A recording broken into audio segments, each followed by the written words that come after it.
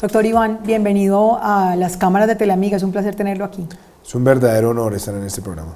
Tenemos mucho que decirle a Colombia en esta entrevista, como la hemos venido haciendo, para exponer nuestros argumentos sobre los acuerdos de La Habana, porque para nosotros, como le hemos explicado a los televidentes, no es firmar la paz. Simplemente se está firmando el próximo 2 de octubre el plebiscito, que no es otra cosa sino los acuerdos entre el gobierno de Santos y las FARC en La Habana. Bueno, yo diría que esa es una buena forma de decirlo. Yo inclusive la llamo de otra manera, que es: vamos a ir a firmar un contrato negociado entre Juan Manuel Santos y las FARC, dos personas en las cuales tenemos profunda desconfianza, pero un contrato cuyas implicaciones van a ser definitivas en nuestra vida futura como país.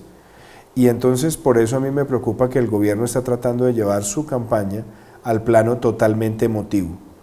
Correcto. Es a vender esto en un falso dilema entre guerra y paz, cuando en realidad tenemos que leer la letra menuda de ese contrato, y al leer la letra menuda de ese contrato hay cosas que nos preocupan muchísimo. Yo inclusive esta mañana estaba diciéndole a un amigo que es jurista, que está por el sí, le dije: que ¿usted ha visto la página 187, el punto 2.3? Me decía: no, ¿por qué? Y le dije: mire lo que dice. Dice que el proceso de reincorporación de las FARC-EP a la vida civil, en lo económico, en lo político y lo social, se hará de acuerdo con sus intereses. Y eso aparece 6 veces en el documento. Es decir, los intereses de las FARC, que no se conocen, que no están escritos en ningún lado, van a ser un factor de interpretación. Entonces yo por eso le digo a la ciudadanía, a los que quieren votar por el sí, también les digo: lean la letra menuda, porque esto no se está refrendando porque Juan Manuel Santos sea un hombre magnánimo con el pueblo colombiano. Él lo está sometiendo a un plebiscito para que todas las consecuencias después sean responsabilidades nuestras y nos digan: oiga, ustedes no leyeron, pero eso estaba ahí. Claro. Eso es lo que a mí me preocupa. Claro, y es que precisamente lo que hemos venido recalcando aquí en Teleamiga, durante todos estos días que hemos estado en estas emisiones, hemos traído a diferentes personalidades cuyos argumentos son muy importantes, no solamente por defender el no, sino porque cuál es el trasfondo del que nosotros, en lo personal yo también estoy con el no, cuál es el trasfondo de que digamos no. Básicamente estamos hablando de que hay unos argumentos, entre comillas, o un plan de gobierno de las FARC para Colombia que el señor guerrillero Márquez sí lo manifestó en el 50º aniversario de las FARC-EP, ¿sí? Donde él habla de su plan de gobierno para Colombia. Y entre ellos, pues obviamente lo que dice es volcar a Colombia a un esquema absolutamente socialista, absolutamente comunista, pero además está hablando de puntos supremamente complejos, como es la desprivatización de la empresa como tal, es decir, de todas las relaciones socioeconómicas del país. Pues Ángela, hay una cosa que el otro día estuve en una reunión y estaban rectores de colegios y algunos empresarios, muchos por el sí. Entonces me decían que la paz y que la guerra y tal. Y yo les dije a los empresarios: ¿ustedes por qué están dispuestos a que el país asuma cosas que ustedes no asumirían en sus propias empresas? Correcto. ¿Ustedes por qué están dispuestos a que el país haga cosas que ustedes no harían en sus propias empresas? Me decían: ¿como cuáles? Y le dije: pues muy sencillo. Si usted tiene unos empleados en su empresa que lo están robando, que le están manejando fraudulentamente la contabilidad, que le están vendiendo su propia mercancía por debajo de la cuerda, ¿usted qué hace? ¿Los nombra en la junta directiva?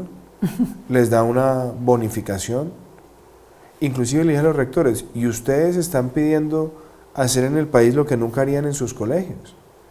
Porque ustedes en sus colegios tuvieron una pandilla de muchachos que está vendiendo droga, que está robando a otros niños, que está copiándose en los exámenes, que está vandalizando el colegio. ¿Ustedes qué hacen? ¿Los nombran en el consejo estudiantil? ¿Les dan 2 horas de recreo? ¿Les dan almuerzo especial? Los premian, pues. ¿No? Entonces, a mí lo que me preocupa es cuando premiamos al delincuente en la sociedad. Y obviamente nosotros entendemos que en aras de construir un acuerdo, uno puede hacer cosas que son necesarias. Por ejemplo, nosotros hemos defendido la desmovilización, el desarme y la reinserción de la base guerrillera y concentrarnos en los máximos responsables. Por ejemplo, frente a los máximos responsables, uno entiende que inclusive ahí hay personas que tienen condenas de más de 100 años. El caso de Timochenko, Iván Márquez, Catatumbo, ellos tienen ya condenas. Ahora, en aras de construir un acuerdo, por supuesto que uno puede darles una pena alternativa, reducirles la pena de 5 a 8 años, que igual es bajito, Muy bajo. y que igual también es un sacrificio de legalidad. Pero hay una pena que por lo menos es proporcional a los delitos que han cometido por un tiempo reducido. Inclusive, nosotros hemos dicho cárceles con barrotes. Es decir, podemos pensar en colonias agrícolas para ellos, obviamente bajo la supervisión de las autoridades, pero que realmente hay una privación de la libertad. Si uno mira los acuerdos como están redactados, los acuerdos le van a dar la posibilidad de ser elegidos políticamente Correcto. a los criminales de lesa humanidad cuando la Constitución lo prohíbe. Lo prohíbe, correcto. Le están dando a los máximos responsables la posibilidad de eludir la cárcel sobre la base de, entre comillas, decir toda la verdad. Se está permitiendo que el secuestro de soldados sea considerado un delito conexo al delito político y amnistiable, llamándolo aprehensión de combatientes.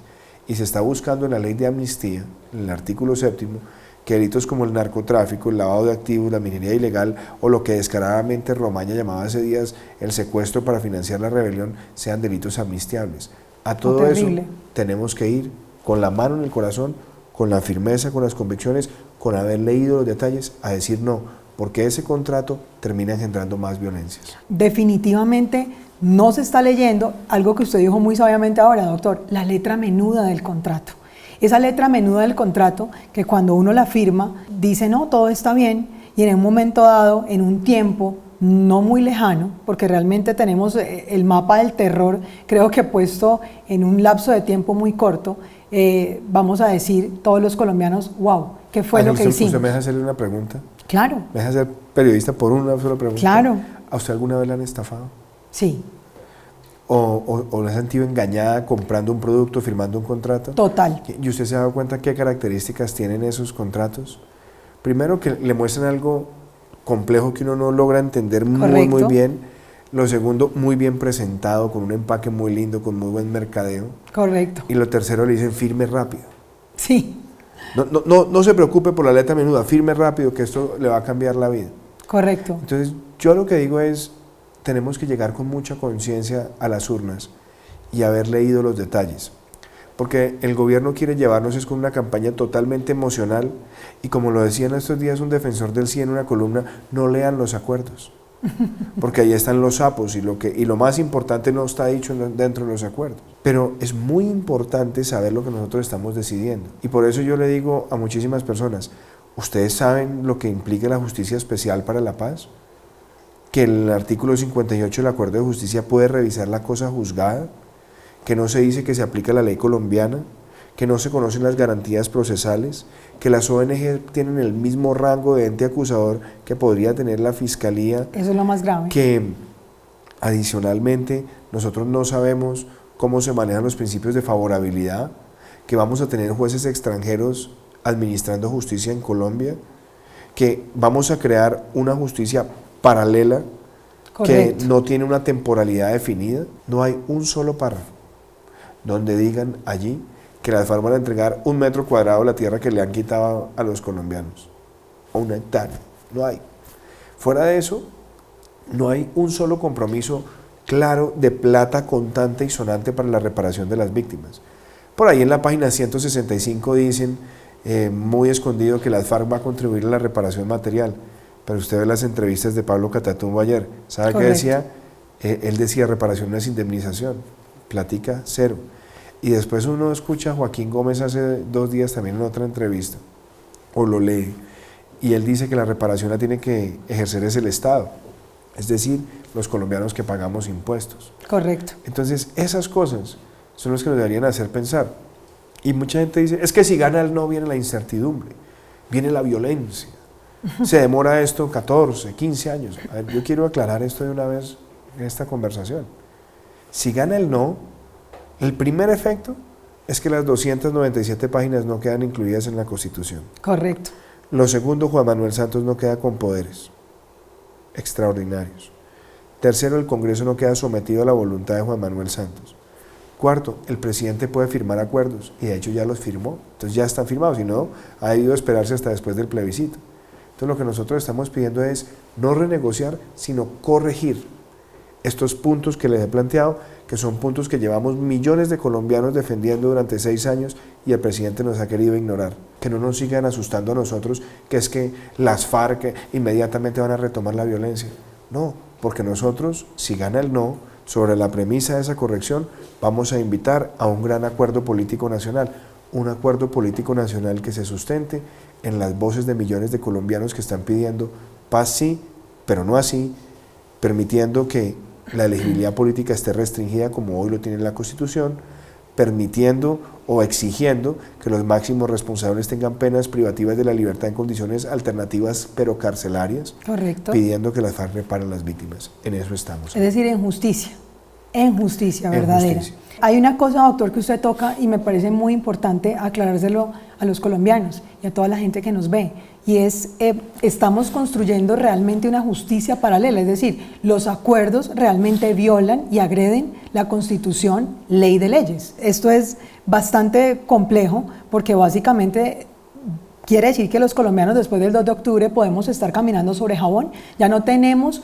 unas normas claras y un norte, normativo, por así decirlo, al cual seguir. ¿Cómo es Mire, eso? A mí me da risa porque mucha gente a los que estamos por el no nos dicen que somos guerreristas. Sí, correcto. Y entonces yo me hago una pregunta. Las FARC ha tratado de imponernos su forma de ver el país desde la violencia y con la violencia. Siempre. Siempre. Esa ha sido su consigna y su línea de acción. Y ahora estamos dándole a ellos la posibilidad que un acuerdo firmado con el gobierno de 297 páginas quede en la Constitución. Eso al final del día, ¿saben qué se traduce? ¿En qué? Es el triunfo de la violencia sobre las instituciones, porque fueron las armas y la violencia las que les permitieron incluir esas 297 páginas en la Constitución. Sí, correcto. La FARC toda la vida se soñó con poder modificar el orden constitucional con su influencia. Aquí es lo que se hizo al incluir esas 297 páginas, es haber convertido a las FARC en un constituyente y la Mesa de La Habana en una constituyente paralela. Pero viene otra cosa que yo también creo que es importante que todos los colombianos tengamos claro, y es que el gobierno nos engañó, porque el presidente Santos siempre dijo que él iba a refrendar esos acuerdos y primero propuso hacerlo a través de un referendo que permite un voto informado, preguntas por preguntas. Correcto. Y cuando se dio cuenta que su popularidad no le funcionaba, entonces se fueron por el plebiscito, donde en una sola pregunta vamos a aprobar un contrato de semejante magnitud. Entonces yo me pregunto, si el día de mañana tienen que aumentarle los impuestos a las empresas para financiar esos acuerdos, con la situación fiscal que tiene el país, ¿usted se imagina, Ángela, con la asfixia tributaria que tienen las empresas, con más impuestos que van a hacer? Sí. ¿Que van a contratar más gente? No. Totalmente, el desempleo va a ser un flagelo todavía más grande del que ya tenemos en el país. Y mire, hay un economista muy serio argentino que se llama Eugenio Díaz Bonilla, que fue director ejecutivo de Argentina en el BID, que ha planteado un gran interrogante. Él dice que se puede venir pronto una nueva crisis internacional económica, y esa crisis internacional va a tomar a los países de América Latina muy debilitados, sin muy poca capacidad de reacción fiscal y por otro lado sin muy poca capacidad de reacción tributaria. ¿Por qué? Porque si viene la crisis y siguen aumentando los impuestos, lo único que va a hacer es acelerar mucho más la caída de nuestras economías. Y esto está en juego y vamos a incluir 297 páginas llenas de intereses de las FARC y adicionalmente llenas de promesas que fiscalmente hoy no tienen sustento. Eso puede generar enormes frustraciones para los colombianos. Sí, doctor, una de las cosas que nosotros hemos recalcado mucho también durante todas estas emisiones es que la gente diferencie lo que son los partidos políticos. La gente está creyendo que va a las urnas a votar contra Uribe. Entonces es el triunfo del sí es la derrota de Uribe. Él dijo, yo tengo 64 años y he vivido 128. Y él decía que su cabello irreversiblemente blanco ya no tenía eso. Reversa básicamente, es decir, ya lo que está. Entonces es importante, doctor, decirle a los colombianos que no se trata de ir a votar a las urnas por el Centro Democrático o por Uribe o por el doctor Santos. No, por supuesto, yo lo que he dicho es lo siguiente, Ángela, y vuelvo a la pregunta. Si uno le pregunta a los colombianos, para que ellos mismos se lo respondan con su almohada, ¿ustedes confían en Juan Manuel Santos? ¿Ustedes confían en un presidente que dijo que escribía sobre piedra que no iba a aumentar los impuestos y ya vamos para la tercera reforma tributaria desde que empezó su gobierno? Esa es una pregunta que es legítima, sí, porque él es el que está firmando el contrato y está comprometiendo al país. Y la otra, ¿ustedes confían en las FARC que sistemáticamente ha incumplido toda la generosidad del pueblo colombiano cuando ha hablado de paz. Entonces tenemos dos sujetos que son los que están firmando el contrato, en los cuales tenemos gran desconfianza, donde lo que nos debe obligar es a leer la letra menuda, y cuando leemos la letra menuda hay ambigüedades, imprecisiones, mucha impunidad, poca claridad, no hay recursos efectivos de las FARC para reparar a las víctimas, hay formas por la puerta trasera de convertir delitos graves en delitos amnistiables. Yo sinceramente les digo, esto no es entre Uribe y Santos, pero es entre un contrato, pero sí vamos a apoyar un contrato entre dos partes que nos producen gran desconfianza, donde la primera consecuencia es que a Juan Manuel Santos le vamos a dar un cheque en blanco con facultades extraordinarias, le vamos a entregar otro cheque en blanco para limitar la función del Congreso a solamente aprobar lo que él le permita, le vamos a dar un tercer cheque en blanco a él y a las FARC para que las 297 páginas queden incluidas en la Constitución, y una cuarta, que es muy peligrosa, que es limitar una función que tenemos todos los colombianos, y es la capacidad de interponer acciones de inconstitucionalidad para defender nuestra carta política. Aquí queda solamente con el control único, por una vez, de la Corte, y eso es una forma también de quitarle a los ciudadanos la capacidad de proteger su Constitución, interponiendo esas acciones, cuando la Constitución se va a poder reformar en tan solo 3 semanas y las leyes en 2 semanas.